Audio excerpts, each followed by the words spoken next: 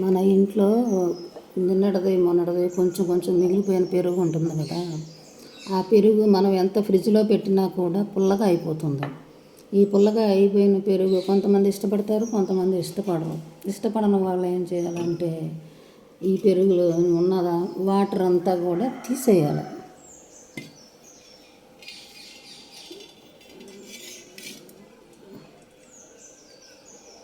చూస్తున్నారా వాటర్ ఎలా వస్తుందో? ఇందులో ఉన్న వాటర్ పుల్లగా అయితే అందులో వాటర్ వస్తుంది. ఆ వాటర్ మొత్తం తీసేయాలి. వాటర్ మొత్తం తీసేసిన తర్వాత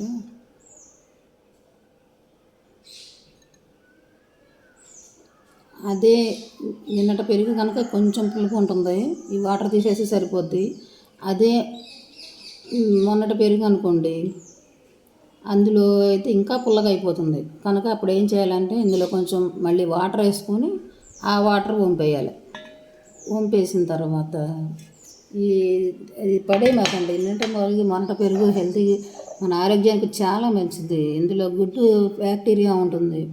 ఇది మన పొట్టకు చాలా మేలు చేస్తుంది అన్నమాట. అందుకని ఈ పెరుగులో కొంచెం పాలు వేసుకోవాలి.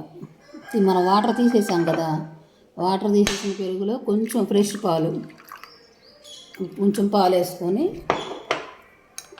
కొంచెం ఇలా కలుపుకుంటే ఫ్రెష్ పెరుగు అయిపోద్దండి. అస్సలు పులుపు అనేది ఉండదు. ఇది ఏం చేయాలంటే మళ్ళీ వెంటనే గిన్నె మార్చేసుకోండి, అదే గిన్నెలో ఉంచొద్దు. గిన్నె మార్చేసుకుంటే ఫ్రెష్ పెరుగు తయారు.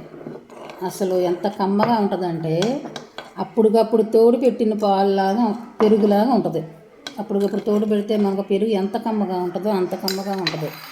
ట్రై చేసి చూడండి, చూస్తే మీకే తెలుస్తుంది. ఇదిగో పెరుగు ఎంత కమ్మగా ఉంటుందంటే అప్పటికప్పుడు తోడు పెట్టిన పెరుగులాగా ఉంటుంది అన్నమాట.